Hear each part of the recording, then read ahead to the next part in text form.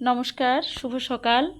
আজ সকালবেলা একটু আম পাড়লাম, আম তেল করব বলে। দিয়ে আমগুলোকে ধুয়েছি, ধুয়ে নিয়ে তারপর দু তিনটে আম কাটলাম, কেটে নিয়ে একটু রোদেও দিলাম শুকোতে।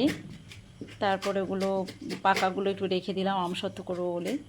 তো এই কাঁচা আমগুলোর আম তেল করবো বলে ওগুলো কেটে নিয়েছি, খোসা সমেতই কেটেছি। তো এই খোসা সমেত কেটে নিলাম, দিয়ে সব ভালো করে নুন হলুদ মেখে নিয়ে ওতে রোদে দিয়ে শুভ সন্ধ্যা। দিয়ে সন্ধেবেলা এটা করতে রেখেছি। আম তেল এখন বানাবো। আম তেল বানানোর জন্য একটু কড়াতে অল্প একটু ওই পিঙ্ক সল্ট গরম করে নিচ্ছি। তো এইবারে একটু শুকনো খোলাতে এটাকে নেড়ে নেব, নিয়ে তারপরে এটাকে একটুখানি নেড়ে নিচ্ছি।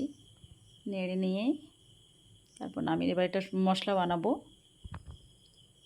এর জন্য দুটো শুকনো লঙ্কা নিয়েছি, একটু গোটা জিরে, গোটা ধনে, একটু গোলমরিচ দিচ্ছি, দুটো শুকনো লঙ্কা দিলাম, আর গোটা জিরে। এগুলো একটু শুকনো খোলায় নেড়ে নেব। শুকনো খোলায় এগুলো নাড়া হয়ে গেলে এগুলো মোটামুটি নামিয়ে নেব।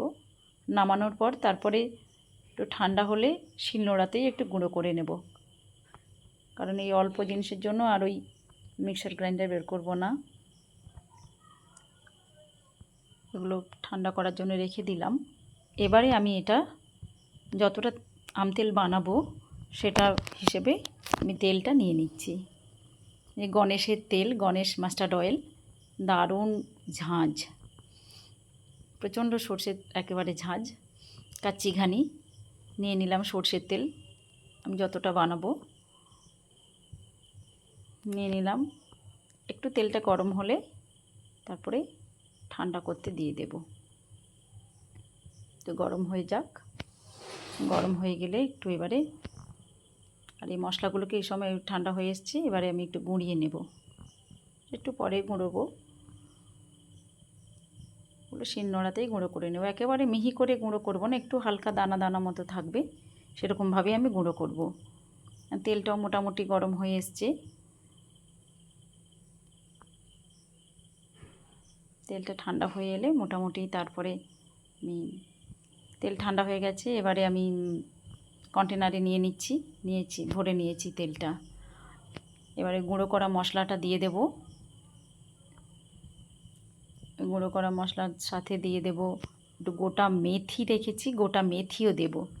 গোটা মেথিটা দিলে কি হয়, একটু সেন্ট বেশ ভালো একটা অ্যারোমা বেরোয়। এই গোটা মেথি দেব। ওই নুন একটুখানি দিয়ে যে পিঙ্ক সল্টটা করেছিলাম, পিঙ্ক সল্টটা দিয়ে দেবো। তারপরে সব দিয়ে একসাথে আমের টুকরোগুলো দিয়ে দেব। সবগুলো দেওয়া হয়ে গেল, এবারে মেথিটাও দিয়ে দিলাম, ওই পিঙ্ক সল্টটাও সব দিয়ে দিলাম। দিয়ে একটু স্পুন দিয়ে একটু নেড়ে নিলাম। নেড়ে নেওয়ার পরে এবার আমি লিডটা আটকে নিচ্ছি।